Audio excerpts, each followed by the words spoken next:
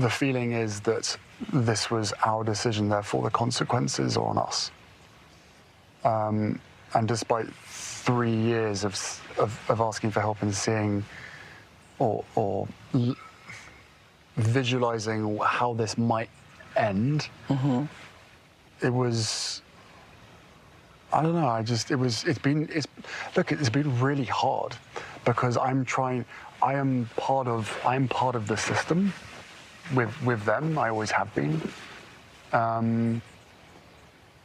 But I guess I'm very aware of this, that my brother can't leave that system, but I have. Does your brother want to leave the system? I don't know, I can't speak for him. But with that relationship and that control and the fear by the UK tabloids, it's a toxic environment. But I will always be there for him. I will always be there for my family. And as I said, I've tried to help them to see what has happened. Do they think it's a toxic environment, or do you all just think it's a toxic environment because you're now out of it? If we were to have an interview with them or a conversation with them, does your father think it's a toxic environment or relationship? No, I think he's had to make peace with it. And why couldn't you make peace with it? I'll ask that of both of you. Because this was different, you know. It's different because of the race? And social media. And social media. Oh, yes. Right? Different time. Different time. That didn't exist. And so it was like the wild, wild west. It was spread like wildfire. Plus, my being American, it translated in a different way across the pond. So you had a noise level that was very different. But if they can't see that it's different. So you felt bullied on an international level? Look, I think the volume of what was coming in and the interest was greater because of social media, because of the fact that I was not just British, and that unfortunately, if members of his family say, well, this is what's happened to all of us, or if his, you know, if they can compare what the experience that I went through was similar to what has been shared with us. Kate was called Waity Katie, waiting to marry William. While I imagine that was really hard, and I can't picture what that felt like. This is not the same. And if a member of his family will comfortably say, we've all had to deal with things that are rude and racist are not the same.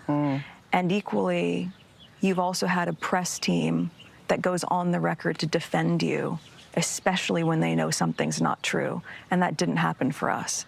You mentioned earlier, Harry, that you were hurt by the fact that there's been no acknowledgement on the part of your family that this was different because of race.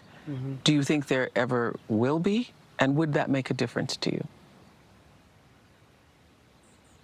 Yeah, I mean, it would make a huge difference. You know, as I said, there's a lot of people that have seen it for what it was. Yeah. Yeah. A lot of people. Like, it's talked about across the world.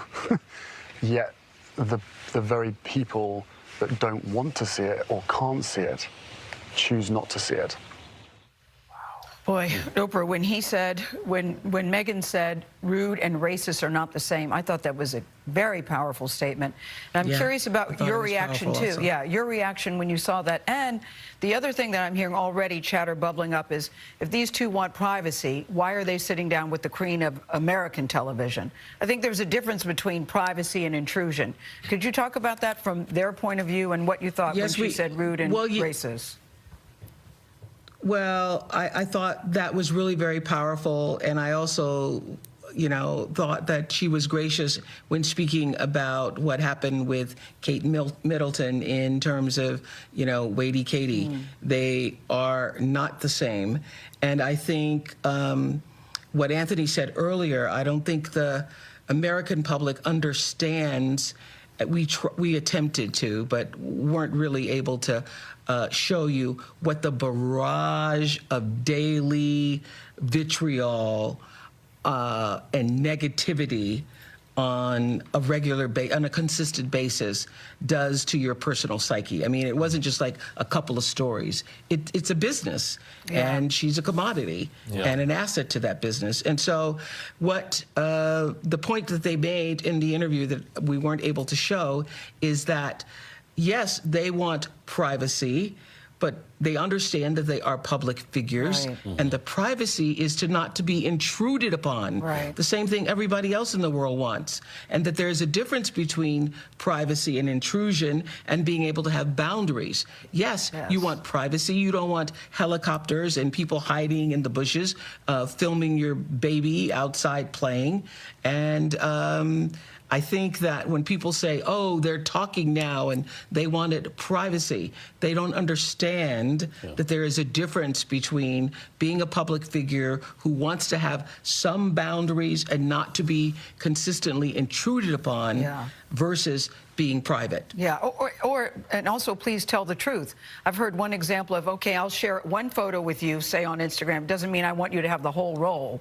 And it was a nonstop barrage of negative press that was not true. Hey, Oprah, I'm curious. I mean, there were so many bombshells in this interview. I mean, it seemed like one after another. Was there anyone that especially surprised you? I think the skin tone, the discussions about what Archie's skin tone would be, that surprised me. What also surprised me was, and that's why I clarified, were you just feeling badly? Were you feeling sad?